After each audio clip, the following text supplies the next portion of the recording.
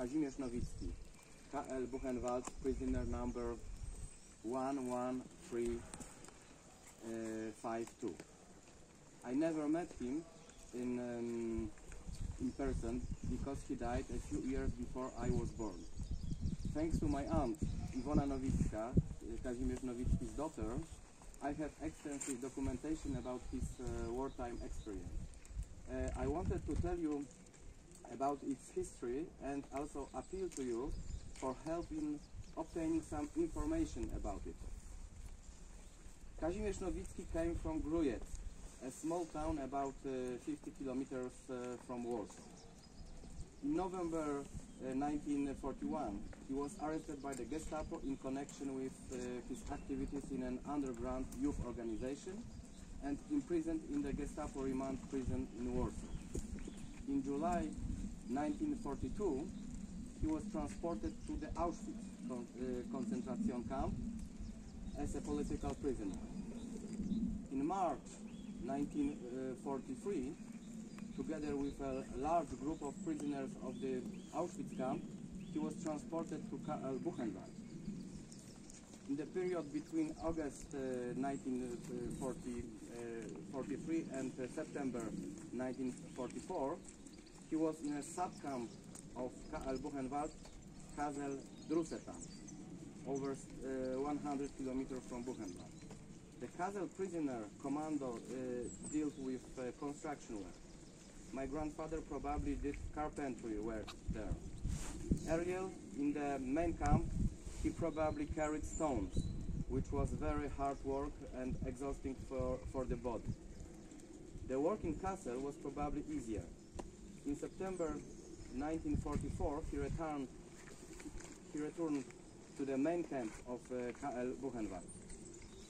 His medical records show that in December 1944 he had nephritis, probably a consequence of typhoid fever. And in March 1945 his body was completely weakened. On April 10, 1945, the day before the camp was self-liberation, he was placed in an evacuation transport from which he escaped, perhaps on April 12. The details of his escape are unknown. It is known that after his escape he received bread from a German woman named Helga. My grandfather had two photos of Helga taken in 1947 in Birgel.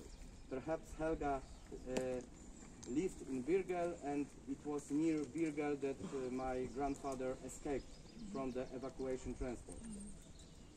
My aunt would love to make contact with Helga's family. Maybe they still live in Birgel. My grandfather then returned to the Buchenwald camp, which was under the administration of the US Army. It's not known exactly when. It is known that on May 7, 1945, he collected the clothes from the deposit. The Buchenwald camp had a great influence on my grandfather's political worldview. Soon after arriving in Buchenwald, my grandfather joined the underground Polish Workers' Party and became its active member. The Polish Workers' Party is a communist party founded in 1942 by former members of the Communist Party of Poland, which was dissolved by the Comintern in 1948. A secret organization of the Polish Workers' Party was active in Buchenwald. Its secretary was Eustachy Rudziński. Among other things, PPR dealt with sabotage. As part of sabotage, prisoners were advised to work as little as possible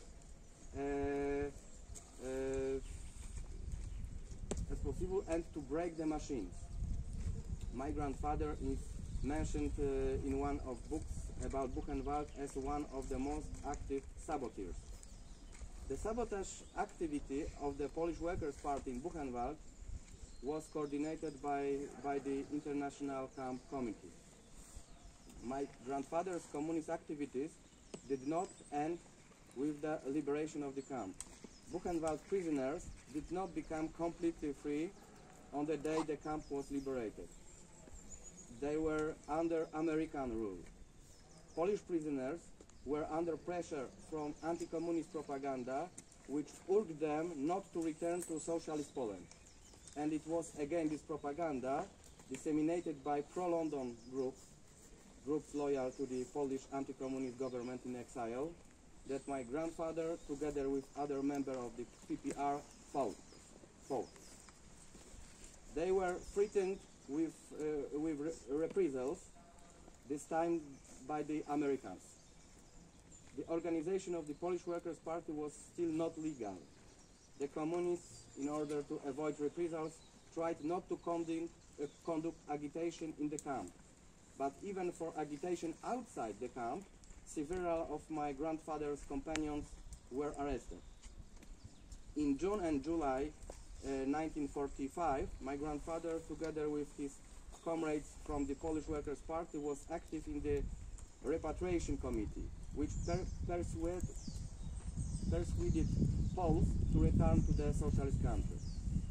He was one of the most active members of this committee. They went to towns and villages where there were larger groups of Poles. They published a newspaper, Road to Poland, and various leaflets. They organized readings. In his CV, my grandfather wrote that he had problems with liaison officers and pro-London groups. In June, the prisoners were allowed to leave the Buchenwald camp. My grandfather, together with a group of companions, went to Chemnitz in the Soviet occupation zone. In Chemnitz, in July and early August, he was a member and then manager of the repatriation point. In August, he returned to Poland, to Grujec. He weighed 40 kilograms. His sister did not recognize him. Later, he became secretary of the board of the Buchenwald Dora Club at the Union of Fighters for Freedom and Democracy.